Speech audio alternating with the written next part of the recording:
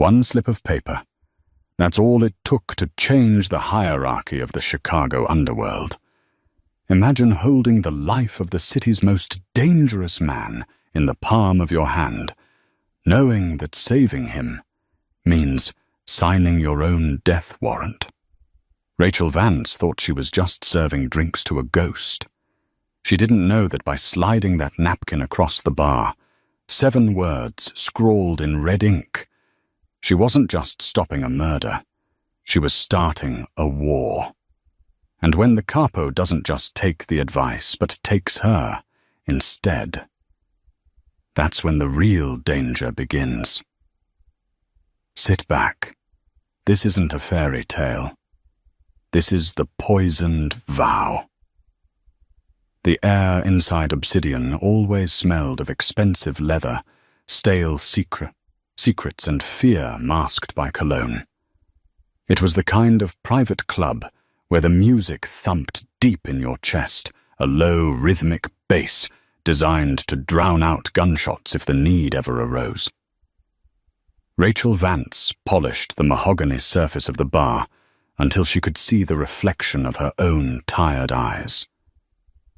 Hazel. Wide, watchful, always watchful. For 3 years she had been a ghost in this city. She spoke little, worked hard, and made the best old-fashioned in Chicago. She was invisible. Until tonight. The atmosphere in the club shifted at exactly 11:15 p.m. It wasn't a sound. It was a pressure drop. The temperature seemed to plummet as the heavy double doors swung open. Lorenzo Enzo Moretti walked in. Rachel had seen photos of him in the papers, usually blurry shots of him leaving a courthouse or entering a funeral, but the grainy pixels didn't do justice to the terrifying reality of the man.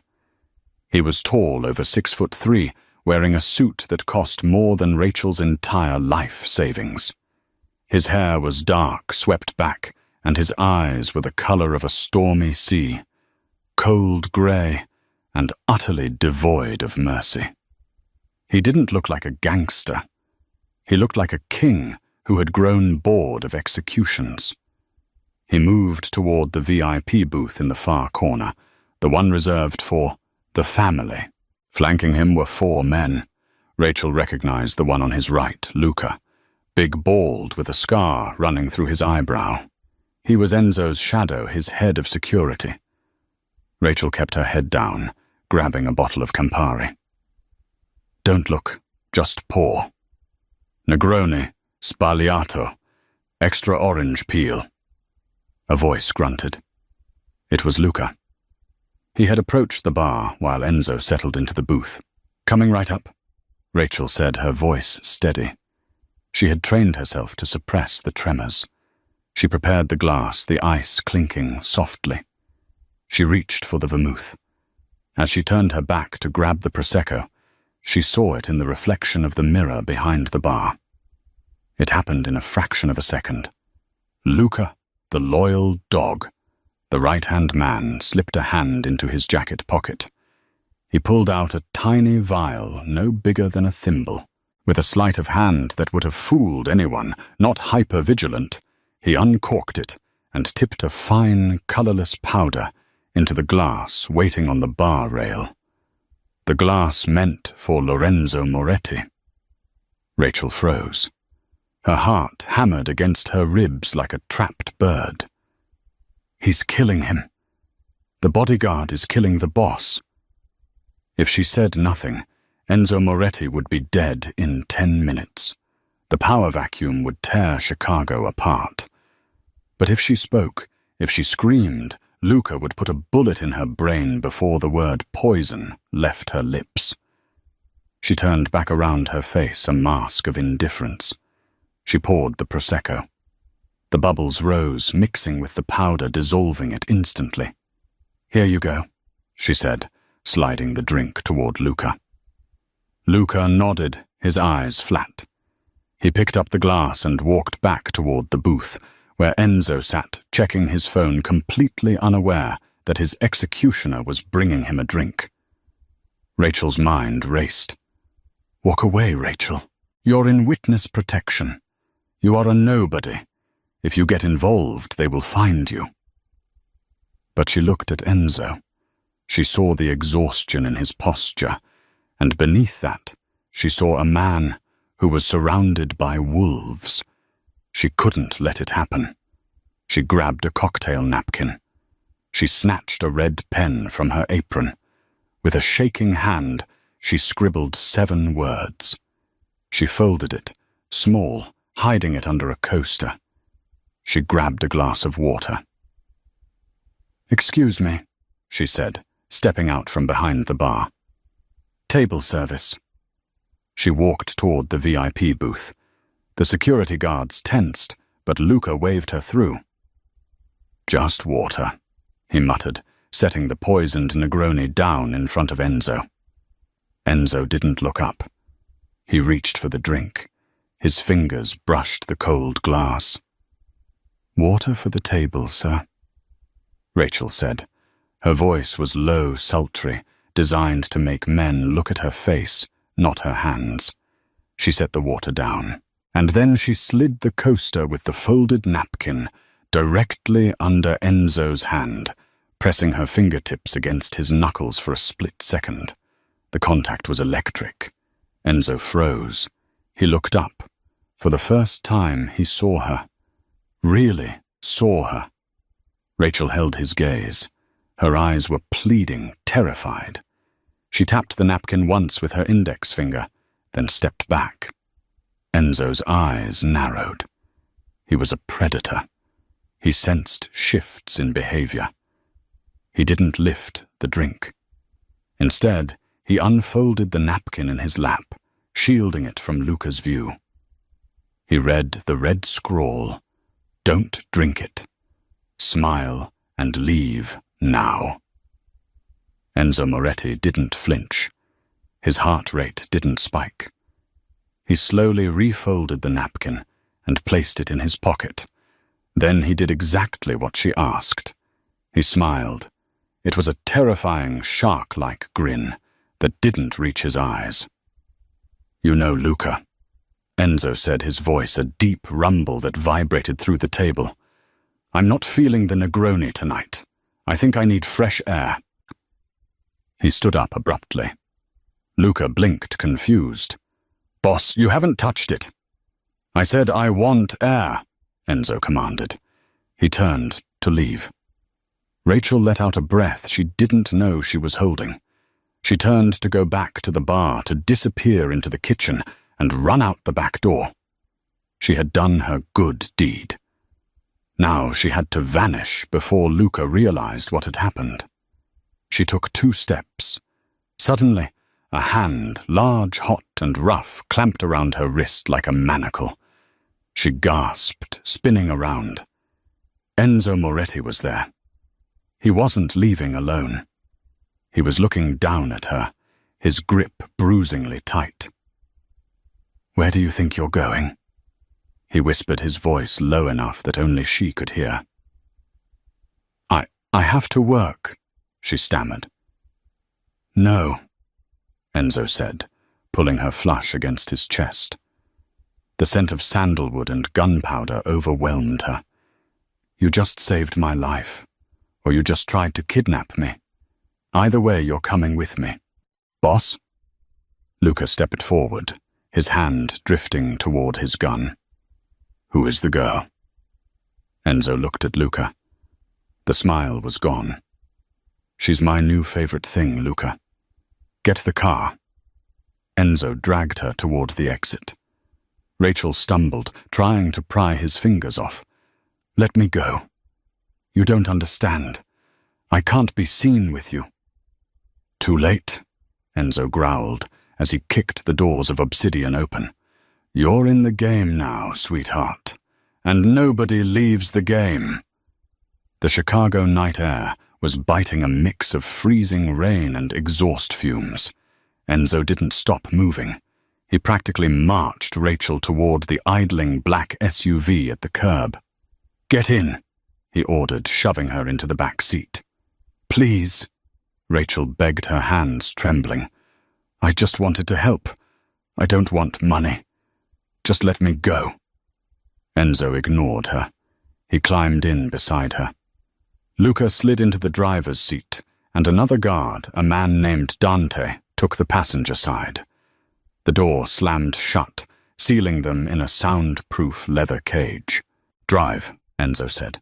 "The warehouse on the docks, not the house." Luca's eyes flickered in the rearview mirror. "The warehouse boss that's 30 minutes out. The house is safer." "Did I ask for your opinion, Luca?" Enzo's voice was soft, silken, and terrifying. "No, boss." The car peeled away from the curb. Rachel pressed herself against the door, trying to make herself as small as possible. She watched the city lights blur past. She was trapped in a moving metal box with the Don of the Chicago outfit and the man who had just tried to kill him. Enzo turned to her. In the dim streetlights passing by his face was a landscape of sharp angles and shadows. He reached into his pocket and pulled out the napkin. "Tell me," he said, holding the paper up. "How did you know?" Rachel swallowed hard. She couldn't tell him the truth. She couldn't tell him that she was Rachel Vance, formerly Dr. Rachel Corvus, a toxicologist who had testified against the wrong cartel in Miami 3 years ago. She couldn't tell him that she knew what cyanide powder looked like because she had spent years studying it. "I saw him," she whispered. "I saw him put something in your drink." "Who?" Enzo asked. Rachel's eyes darted to the rearview mirror. Luca was watching them. His gaze was murderous. He knew. He had put 2 and 2 together. The girl at the bar. The sudden exit. "Don't look at him," Enzo commanded, grabbing her chin and forcing her to look at him. "Look at me. Who put it in?" "If I say it, I'm dead," she hissed. "If you don't say it." Enzo leaned in his lips, brushing her ear. "I'll throw you out of this moving car, and I promise you the pavement is less forgiving than I am." Rachel squeezed her eyes shut. "The driver. Luca." Enzo leaned back. He didn't look surprised. He didn't look angry. He looked validated. "I suspected," Enzo murmured. "He's been spending too much money lately, buying things a bodyguard can't afford, gambling debts disappearing overnight." "Boss," Luca called out from the front. "Everything okay back there?" "Fine, Luca," Enzo said. "Just getting to know our new friend." Enzo reached under his seat. Rachel heard the metallic click of a slide being racked. She stopped breathing. "Luca," Enzo said, his voice conversational. "Pull over." "Here." "We're on the bridge, boss." "Pull over."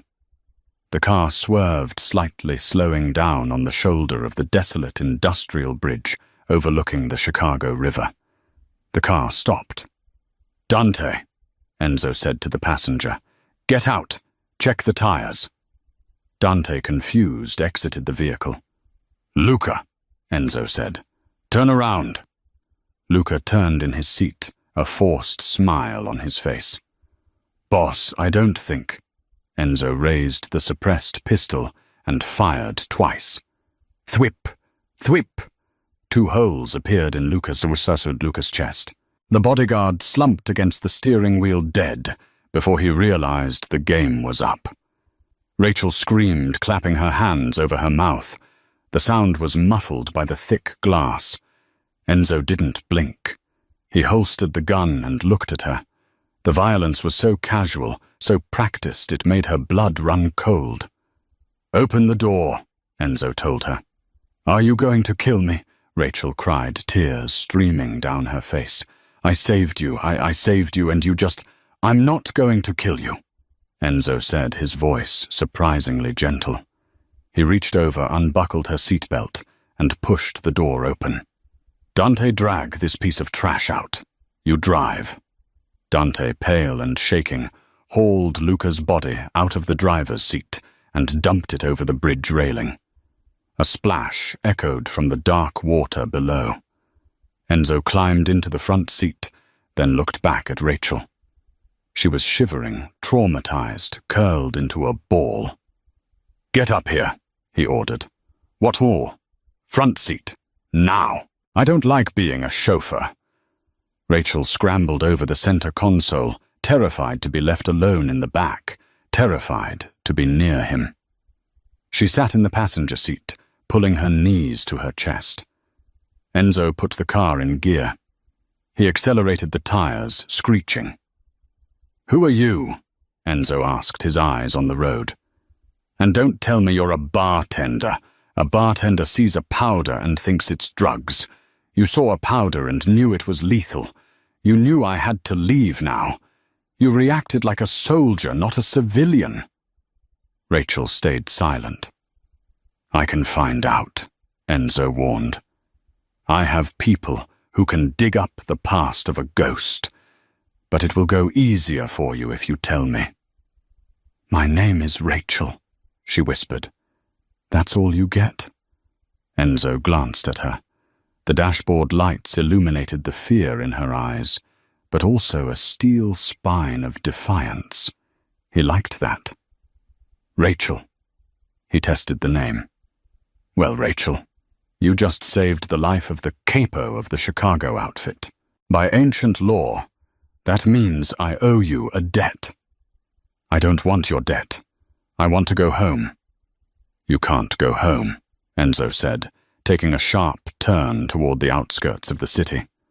"Luca wasn't working alone. Someone paid him. Someone powerful. And now you're the only witness. If I let you go, you'll be dead by morning." "So what happens now?" she asked, her voice breaking. Enzo reached over and placed his hand on her knee. His grip was possessive heavy. "Now, we go to my safe house. We find out who paid Luca. We kill them." He paused, glancing at her lips. "And you stay by my side every second of every day until I say otherwise. You're mine now, Rachel. Try to run and I'll find you. Try to hide and I'll burn the city down to get you back." Rachel looked out the window at the passing darkness.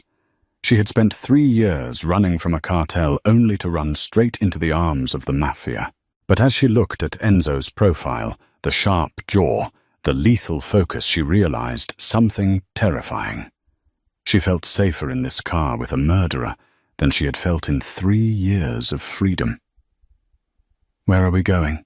she asked softly. Enzo smirked. "To hell, sweetheart. But don't worry, I'm the devil. I know the way."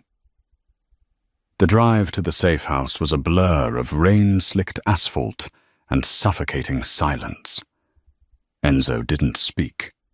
He drove with one hand on the wheel, the other resting near the gear shift, close enough to brush against Rachel's thigh every time he changed gears.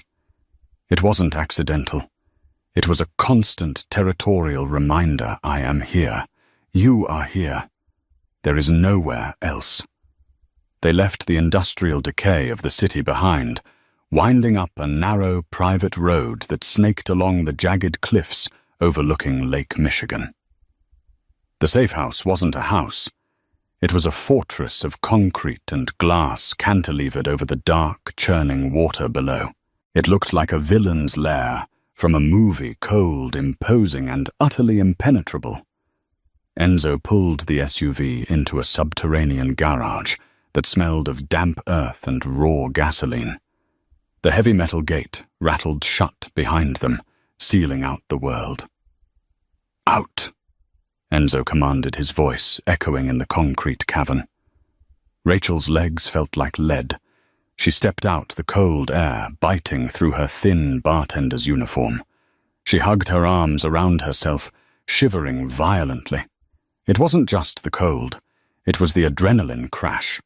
The reality of what she had done was settling in like a heavy stone in her gut. She had interfered. She was exposed.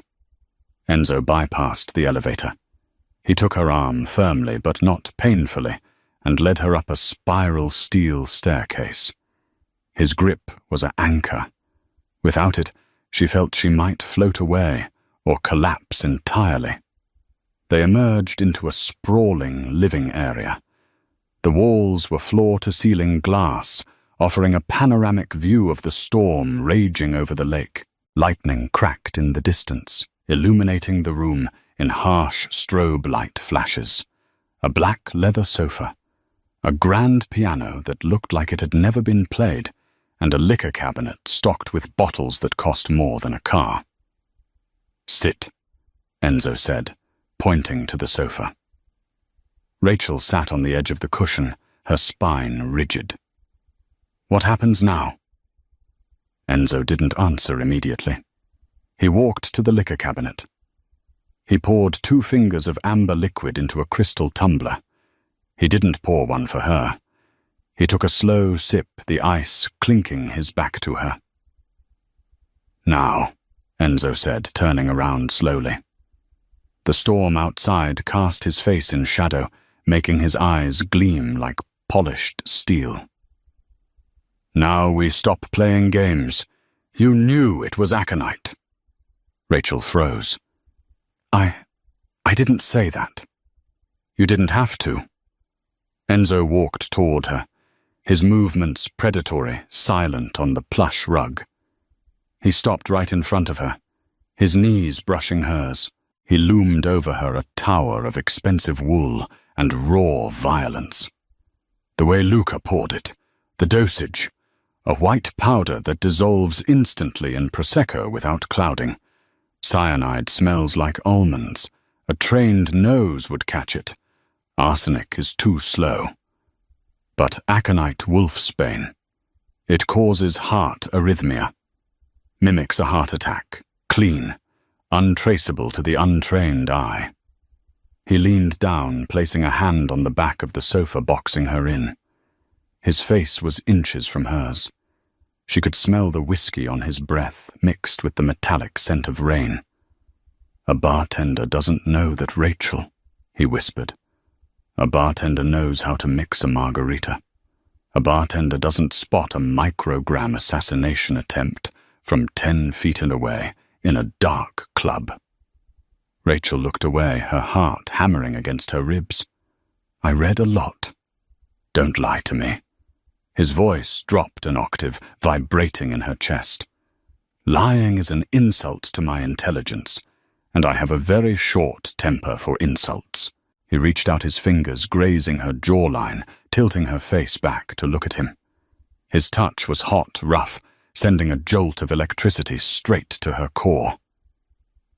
"Who are you really?" Rachel stared into his eyes. She saw death there, but she also saw curiosity, a hunger for the truth. She realized then that he wouldn't kill her, not yet.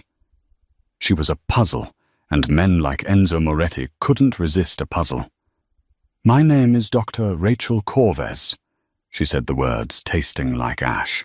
She hadn't spoken her real name in 3 years. "I was a forensic toxicologist for the state of Florida." Enzo's eyebrows rose slightly, a flicker of recognition. "Corvus, the cartel witness. You know, I make it my business to know everyone who is hunted," Enzo murmured. He straightened up, withdrawing his warmth, leaving her suddenly cold. "The Calavera cartel put a $500,000 bounty on your head after you identified their signature poison in a judge's autopsy. You disappeared 3 years ago. The feds said you died in a car accident." "The feds lied," Rachel said bitterly. "They couldn't protect me. So I ran. I became Rachel Vance. I poured drinks and kept my head down. Until tonight." Enzo took another sip of his whiskey, watching her over the rim of the glass. He looked like he was appraising a piece of art or a weapon. "You traded one cartel for another," he mused. "You saved my life, Doctor. That complicates things. If the Calavera find out you're alive, they'll come for you. If my enemies find out you saved me, they'll come for you to finish the job." "So let me go," Rachel pleaded. "I can disappear again. I'm good at it." "No," Enzo said sharply. He set the glass down on a glass coffee table with a definitive clack. "You're not going anywhere. You are a loose end, Rachel. But you are also useful. Useful. You have eyes that see things my men miss," Enzo said. He walked around the sofa, pacing behind her. "Luca was my head of security. If he turned, the rot goes deep. I don't know who I can trust. My food, my drink, the air in my own house. Everything is suspect now." He paused behind her, leaning down so his mouth was right next to her ear. She could feel the heat radiating from him. "You are going to be my personal taster," he whispered. "My canary in the coal mine. You will eat what I eat, drink what I drink. You will watch every shadow in the room. And in exchange, Rachel breathed, her voice trembling. "In exchange, I offer you the only thing the feds couldn't," Enzo said. "Absolute protection. Under my roof, inside my circle, you are untouchable. The Calavera cartel wouldn't dare scratch the paint on your car if they knew you belonged to Enzo Moretti." He walked around to face her again, extending a hand. It was a large, calloused hand, a hand that had ended lives, now offering her a lifeline. "So, Dr. Corves, do we have a deal? Or do you want to take your chances with the wolves outside?" Rachel looked at his hand. She looked at the storm raging against the glass. She thought of the lonely nights, the constant looking over her shoulder, the fear of every footstep behind her. She looked up at Enzo. He was a monster. She knew that. But he was a monster who owned the dark. Slowly, hesitantly, she reached out and placed her hand in his. His fingers closed around hers, engulfing her hand completely. "Good," Enzo said. A small, dangerous smile played on his lips. "You look exhausted. There's a bedroom down the hall. Second door on the left. There are clothes in the closet. Shower. Sleep. We have a lot of work to do tomorrow." "What's happening tomorrow?" Rachel asked, standing up, her legs still shaky. Enzo's eyes darkened. "Tomorrow we go hunting. Someone paid Luca to kill me. Tomorrow we're going to find out who." He watched her walk down the hallway. Rachel could feel his gaze on her back, heavy and physical, until she turned the corner and the heavy oak door of the bedroom clicked shut behind her. She locked it. Then she leaned against the wood and slid to the floor, burying her face in her hands. She was safe. She was trapped. She was alive. And God help her, she could still feel the phantom heat of his fingers on her skin. The morning sun did not bring warmth to the safe house. It only illuminated the cold, hard edges of Enzo Moretti's world. Rachel woke to the sound of rain lashing against the floor-to-ceiling glass. On the foot of the bed lay a garment bag and a shoebox placed there with the silent precision of a phantom. Inside was a weapon disguised as a dress emerald green silk, backless, with a neckline that plunged dangerously low. Beside it, black stilettos with heels sharp enough to puncture a lung. She dressed in silence. The silk felt like water against her skin, a second layer of armor. When she looked in the mirror, the terrified bartender was gone. Staring back was a woman who looked like she belonged in the viper's nest. She found Enzo on the terrace. He was staring out at the grey turbulence of Lake Michigan, a cup of espresso in his hand. He wore a tuxedo that fit him with criminal perfection, the black fabric absorbing the light, making his pale skin and dark eyes appear even more striking. He turned as he heard her approach. For a moment his mask slipped. His eyes traveled from the hem of her dress to her eyes dark and hungry. It wasn't just approval. It was a claim. Come here, he said, his voice rough. Rachel approached the railing. The wind whipped her hair, but she stood her ground. Tonight is the Red Charity Gala at the Art Institute, Enzo said, handing her a velvet box. Neutral ground. Everyone will be there. The politicians who take my money, the judges who ignore my cases, and the person who tried to kill me.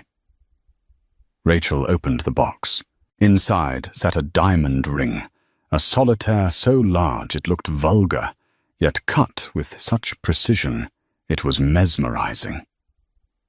Put it on, Enzo commanded. Rachel hesitated. Enzo, You are not my employee tonight, Rachel. You are my fiancé. He interrupted, his gaze intense.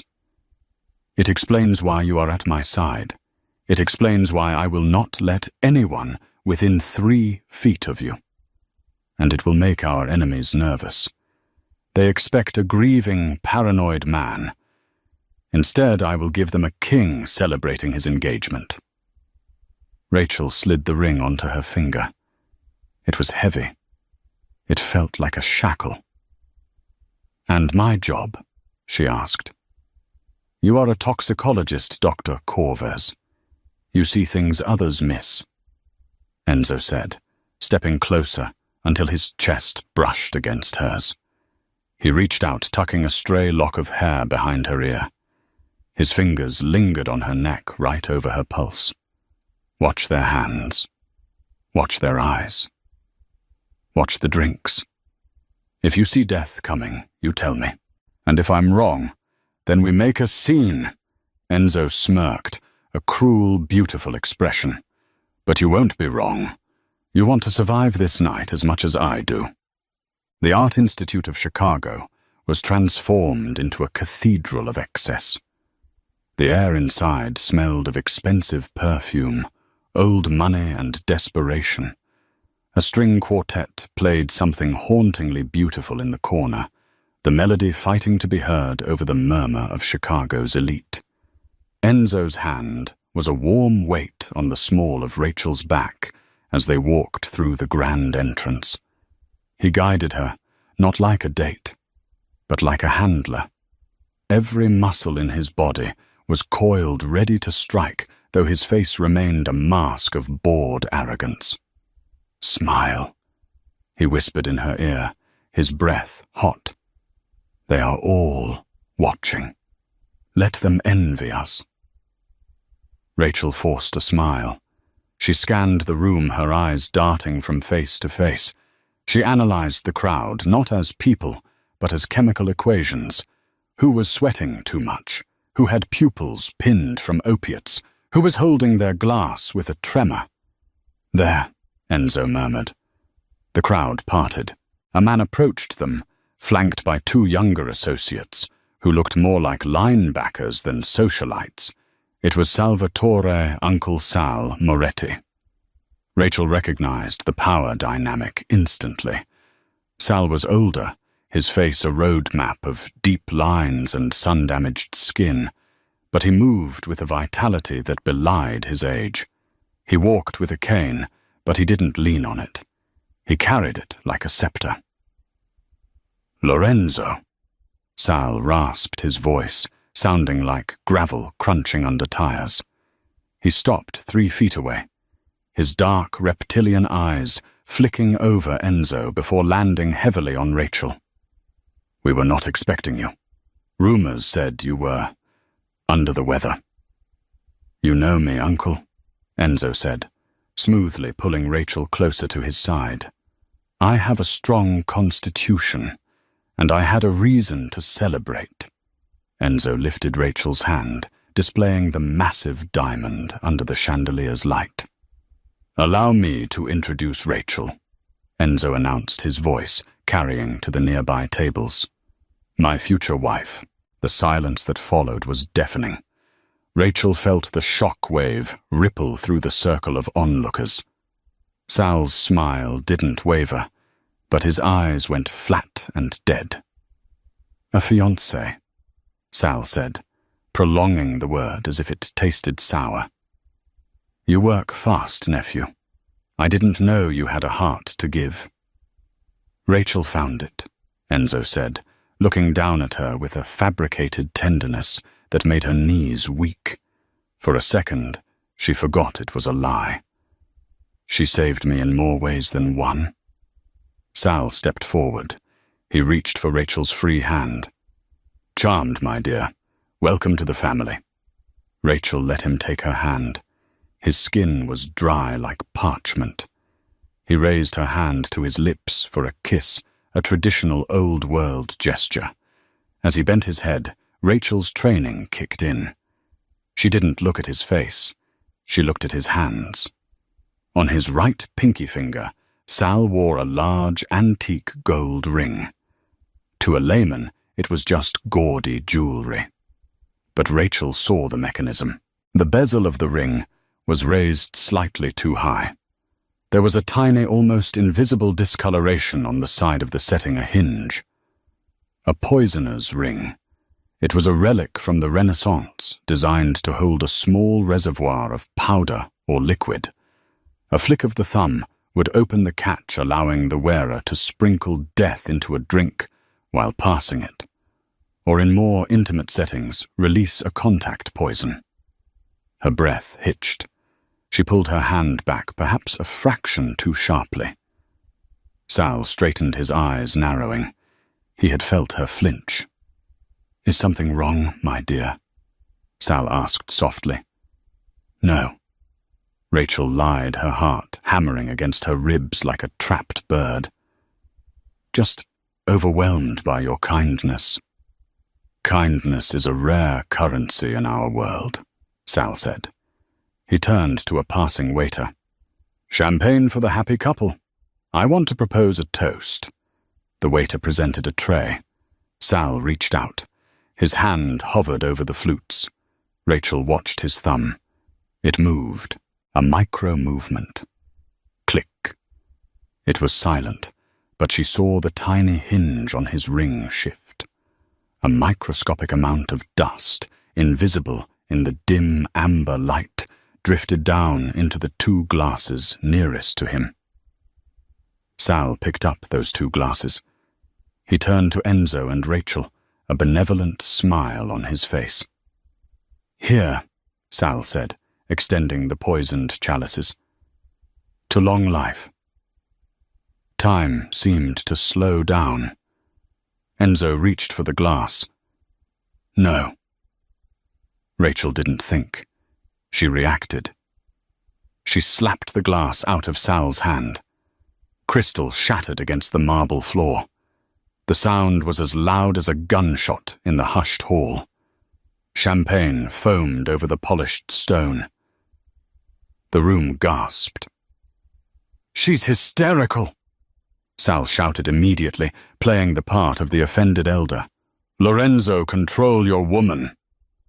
Enzo looked at the shattered glass, then at Rachel. He saw the terror in her eyes. He didn't question her. He didn't hesitate. He looked at Sal. "You offered us death, Uncle." "I offered you a toast," Sal roared, stepping back as his two bodyguards moved forward, hands reaching inside their jackets. "It's in the ring," Rachel screamed, pointing at Sal's hand. "Don't let him touch you. The ring is loaded." The accusation hung in the air. Sal's face twisted from shock to pure, unadulterated malice. He knew the game was up. "Kill them," Sal commanded. The masquerade was over. Enzo moved with blurring speed. He didn't reach for a gun. There were too many civilians. Instead, he grabbed the heavy silver champagne bucket from the nearest table and swung it with bone-breaking force into the face of the first bodyguard. The man went down in a spray of blood and ice. "Rachel, run!" Enzo roared, grabbing her wrist. Chaos erupted. Guests screamed and trampled over one another. Gunshots popped crack, crack, tearing through the expensive decor. Enzo didn't let go of her. He dragged her through the panicked mob, using his body as a shield. They scrambled over overturned tables, slipping on spilled wine and broken glass. "The kitchen!" Enzo yelled. "Go!" They burst through the swinging service doors, startling a brigade of chefs. Enzo shoved a rolling cart of hot pans behind them to block the door. "The back alley." He panted, his tuxedo torn blood. Not his own, splattered on his white shirt. "My car won't be there. Sal will have neutralized the driver." "Then where?" Rachel cried. She had kicked off her heels and was running barefoot, the emerald dress ruined. "We disappear," Enzo said grimly. He looked at her, his eyes blazing with adrenaline. "You wanted to know what it's like to be mine, Rachel. This is it. No safety, no peace. Just us against the world." He kicked the rear exit door open. The cold Chicago night hit them like a physical blow. "Keep moving," Enzo ordered, pulling her into the shadows of the alleyway. "If we stop, we die." Rachel looked back one last time at the Art Institute, the golden lights now flickering like a dying fire. She had walked in as a fake fiancé. She was running out as a partner in a war. She tightened her grip on Enzo's hand. "Lead the way," she whispered. The city of Chicago changed when you looked at it from the bottom. From the penthouse, it was a grid of amber jewels. From the alleyway, it was a labyrinth of wet brick, rotting garbage and shadows that swallowed you whole. Enzo and Rachel ran until their lungs burned. They navigated the maze of the service districts, moving away from the sirens, away from the light. Enzo moved with a limp now, his breathing ragged. During the escape, a stray bullet had grazed his thigh, or perhaps he had torn something leaping from the loading dock. The adrenaline masked the specifics, but the blood soaking his tuxedo trousers was real enough. "We need to stop," Rachel gasped, pulling him to a halt under the rusted awning of a closed laundromat. The rain was torrential now, washing away the glamour of the gala, leaving them shivering and exposed. "You're bleeding, Enzo." "I'm fine," Enzo grunted, leaning heavily against the brick wall. His face was pale, his hair plastered to his forehead. He checked the clip of his gun. 2 rounds left. Sal will have dogs out. We need a car." "No car," Rachel said, her voice shaking but firm. "They'll be watching the plates. They'll be watching the traffic cams. We need to go somewhere they won't look." Enzo looked at her. The adrenaline was fading, leaving behind a cold, sharp clarity. "I have safe houses, but Sal knows my patterns. He taught me my patterns." "Then we go to my world," Rachel said. She led him 3 blocks south to a tenement building that looked like it had been condemned in the 80s. The front door was boarded up, but Rachel went to the side counting the bricks until she found a loose one. She pulled a rusted key from a magnetic box hidden behind it. "What is this?" Enzo asked, eyeing the dark, gaping maw of the basement entrance. "Insurance," Rachel whispered. "When I ran from the cartel, I rented 3 apartments in 3 different cities under dead names, paid in cash 10 years up front, just in case." They descended into the darkness. The air inside was stale, smelling of old paper and silence. They climbed 3 flights of creaking stairs to apartment 3B. Rachel unlocked the door. The apartment was a time capsule. A thin layer of grey dust coated everything. The cheap laminate table, the sleeper sofa, the empty bookshelves. It was a tomb for a life she never lived. "Sit," Rachel commanded, pointing to the sofa. She locked the door, sliding the deadbolt and wedging a chair under the handle. She went to the small kitchenette. There was no electricity, but the moonlight filtering through the grimy window provided enough illumination.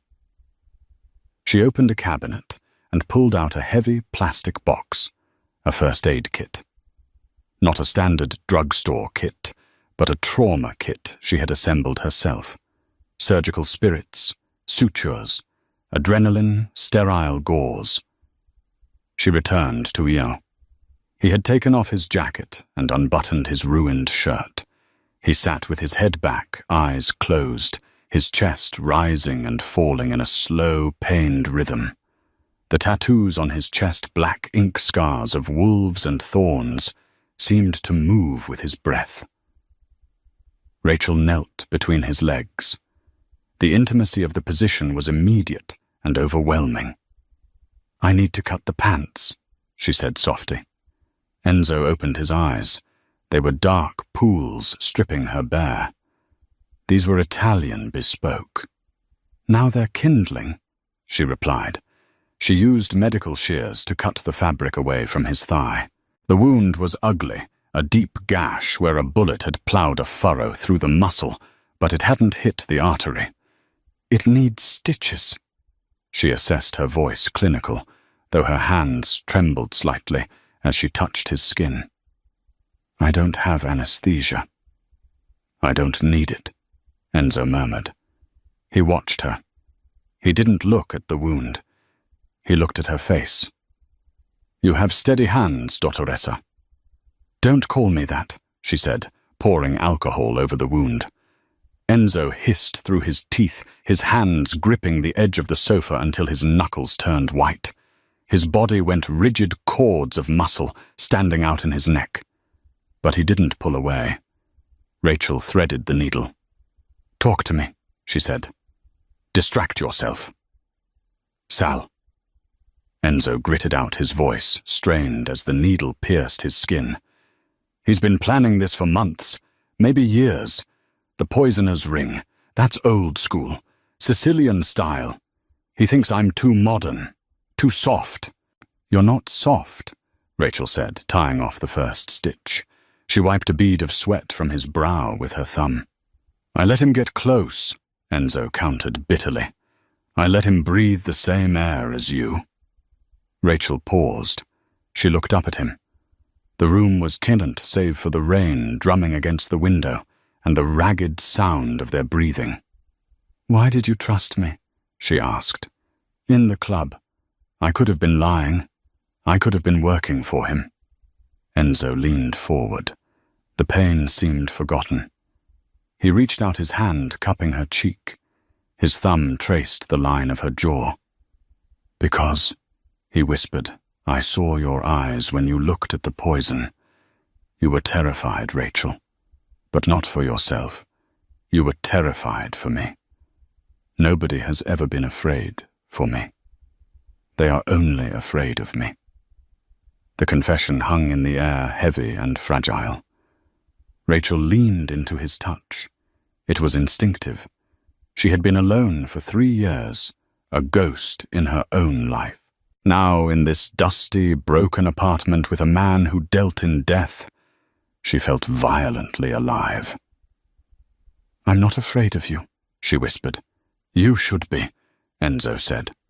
His gaze dropped to her lips. He didn't rush. He moved slowly, giving her 1,000 chances to pull away. When he kissed her, it wasn't the frantic adrenaline-fueled collision of the alleyway. It was slow, deep. It tasted of whiskey, rain, and iron. It was a question and an answer all at once. Rachel's hands moved from his wound to his shoulders, gripping him, anchoring him. Enzo groaned low in his throat, pulling her up so she was straddling his lap, mindful of his injury, but desperate for her proximity. For a moment, the war outside ceased to exist. There was only the heat of their bodies and the dust motes dancing in the moonlight. Enzo pulled back, resting his forehead against hers. "If we survive this," he murmured, "I am never letting you go. You know that, right?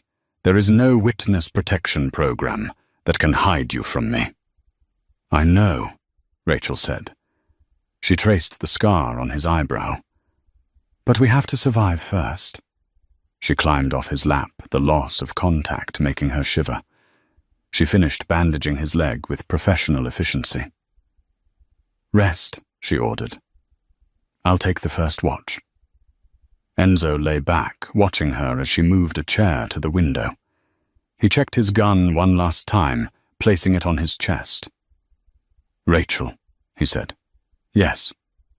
You were right about the ring. You saw the mechanism. That makes you the most dangerous weapon I have." Rachel looked out at the rainy street below. "I'm not a weapon, Enzo. I'm a scientist. In my world." Enzo said, his eyes finally closing as exhaustion took him. "There is no difference." Morning arrived in the safe house not with sunlight, but with a suffocating grey fog that rolled off Lake Michigan, pressing against the grime-streaked windows. Rachel woke to the metallic snick-click of a slide being racked.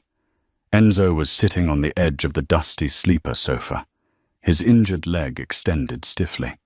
He was dismantling his pistol, cleaning it with a strip of cloth torn from his ruined shirt. The vulnerability of the night before the heat, the whispers, the shared breath had evaporated. In its place sat a soldier preparing for war. "The phone," Enzo said, nodding toward the burner on the table without looking up. "I made a call. The archivist is meeting us at noon." Rachel sat up, wrapping the woolen blanket around her shoulders. "The archivist. He keeps the records, the debts, the treaties, the laws." Enzo reassembled the weapon with blind familiarity. "We can't just kill Sal. If I put a bullet in his head today, the other 3 families will see it as a power grab. A civil war will burn Chicago to the ground. I need sanction. I need proof he broke the law." "The poison," Rachel realized. "Exactly. Poison is a coward's weapon, forbidden among the leadership. If we prove he used the ring, the commission strips him of his protection. Then he is mine." "But the ring is on his finger," Rachel said. "How do we get it? We don't need the ring. We need the source." Enzo stood wincing slightly as he put weight on his leg. "Sal has a greenhouse at his estate in Lake Forest. He grows orchids, but aconite comes from the monkshood plant. If he's refining it himself, the equipment, the residue, the raw plants, they'll be in that glass house." "A greenhouse," Rachel mused. She walked to the window, staring at the brick wall opposite. "Getting into the estate will be suicide. He'll have 50 men." "That's why we aren't going in as soldiers," Enzo said, moving to stand behind her. His reflection hovered over hers in the glass. "We're going in as ghosts."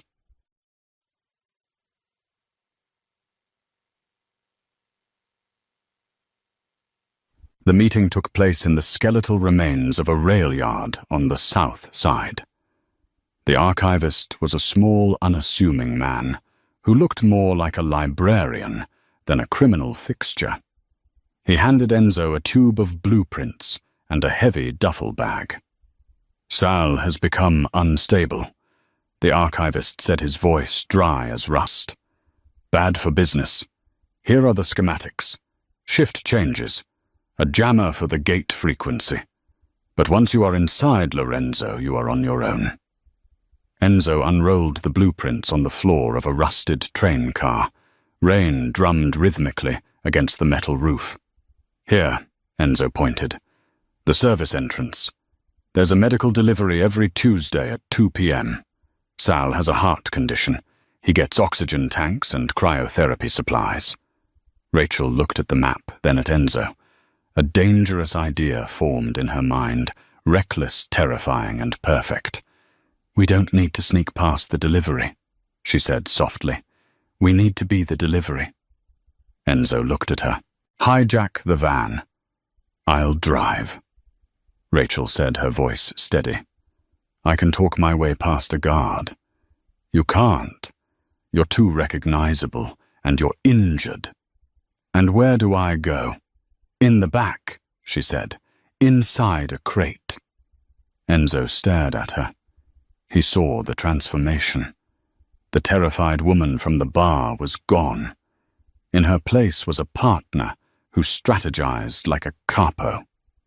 A slow, dark smile spread across his face.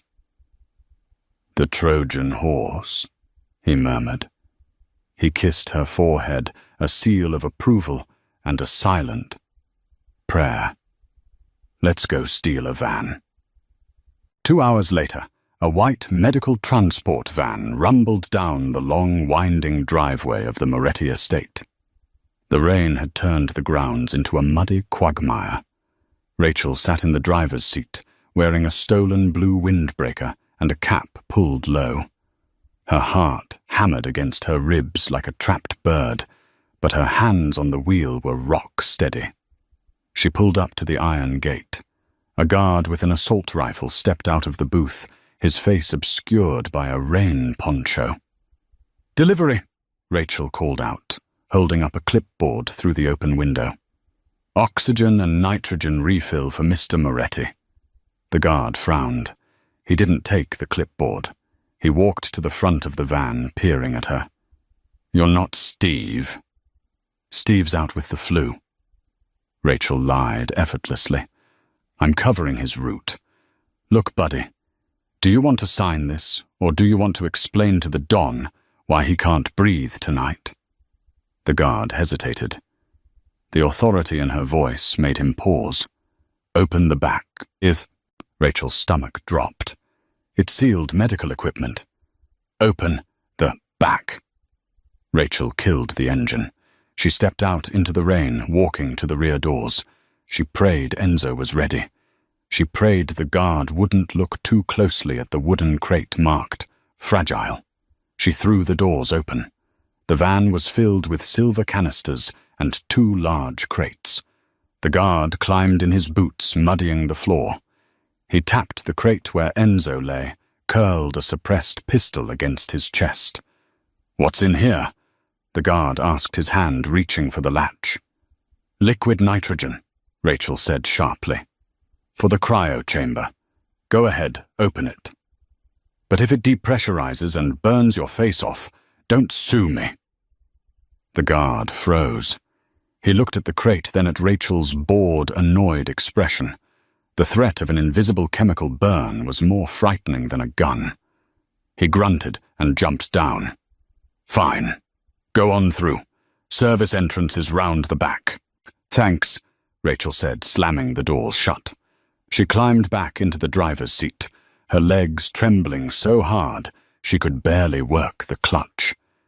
She drove through the gates, the heavy iron closing behind them, sealing them inside the lion's den. She parked the van in the shadow of the massive glass greenhouse. The structure glowed faintly from within, humid and opaque. She tapped on the partition. "We're in." The lid of the crate creaked open. Enzo emerged, unfolding his frame, his eyes cold and focused.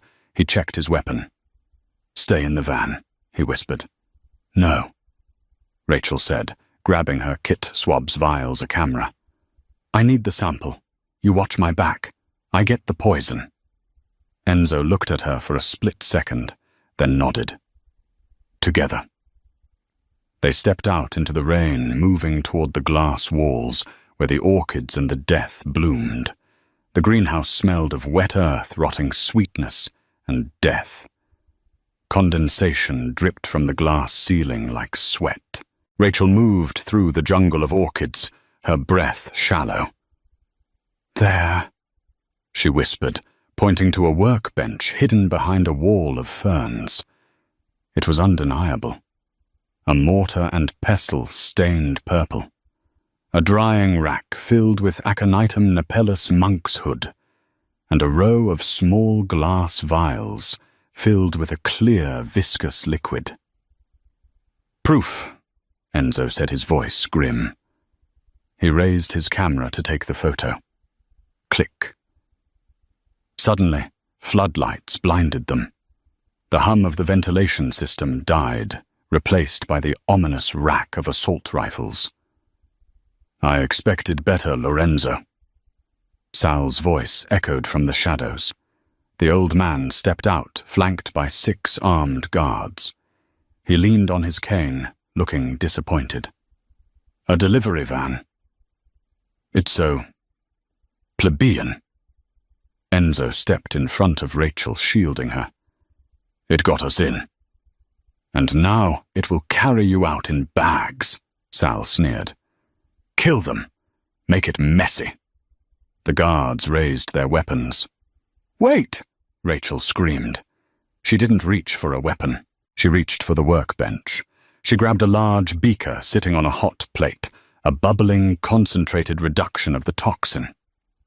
This is pure aconite extract, she yelled, her voice trembling but loud. She held the beaker over the industrial steam vent on the floor. If I drop this on the steam vent, it aerosolizes instantly. It will fill this room in 3 seconds. We won't just die. We will suffocate while our hearts explode. The guards hesitated. They looked at the bubbling liquid, then at the steam vent. They knew what poison could do. They had seen Sal's victims. She's bluffing, Sal roared. Shoot her. Try me. Rachel countered, her eyes wild. She tilted the beaker. A single drop hit the hot metal pipe with a hiss. Does anyone want to bet their life on a chemist's bluff? Panic flickered in the guard's eyes. The barrel of a rifle lowered just an inch. That inch was all Enzo needed. He moved faster than thought. Bang! Bang! 2 shots, 2 headshots. The 2 nearest guards dropped. The others scrambled, terrified of the gunfire and the poison in Rachel's hand. Enzo didn't stop. He surged forward, a wolf let loose. He disarmed a 3rd man, breaking his arm with a sickening crack, and used him as a shield. Sal turned to run, but his bad leg failed him. He stumbled into a bed of purple flowers. Enzo stood over him, the smoking gun in his hand. The remaining guards fled, unwilling to die for a falling king. Rachel set the beaker down carefully. Her hands were shaking now. Lorenzo, Sal gasped, looking up from the mud. Family. We are family. Enzo looked at Rachel. She wasn't looking away. She wasn't horrified. She was standing tall, the Emerald Queen who had held death in her hand to save him. You're right, Uncle, Enzo said softly, and the family needs to be pruned. He didn't shoot. He reached down, grabbed Sal's hand, the one with the ring, and twisted the mechanism open. He pressed the poisoner's ring against Sal's screaming mouth. Drink, Enzo commanded. 1 month later. The music in Obsidian was deep and rhythmic. Rachel sat in the VIP booth, the same one where she had saved a life with a napkin. She wasn't wearing an apron. She was wearing silk. Enzo slid into the booth beside her. The entire club seemed to rotate around them. He took her hand, kissing the knuckles where a massive diamond now sat. The commission is happy, Enzo murmured against her skin. The city is quiet. For now, Rachel said, taking a sip of her drink, a Negroni which she had made herself. Enzo smiled, that rare, shark-like grin that was only for her. Let them come. We have the guns, and we have the poison. Rachel leaned back, the queen of the Chicago underworld. Don't drink it, she whispered playfully. Enzo laughed and kissed her. I only drink what you give me. And that is the story of how a single napkin toppled an empire. Rachel Vance went from pouring drinks to calling the shots, proving that in the world of the Mafia, the most dangerous weapon isn't a gun. It's the woman who knows exactly what's in your glass. They say behind every powerful man is a woman, but in Enzo Moretti's case, the woman is standing right beside him, and she's probably holding the antidote. Now I have a question for you. If you were in Rachel's shoes, would you have slipped that note, or would you have let the boss take the drink? Let me know in the comments below.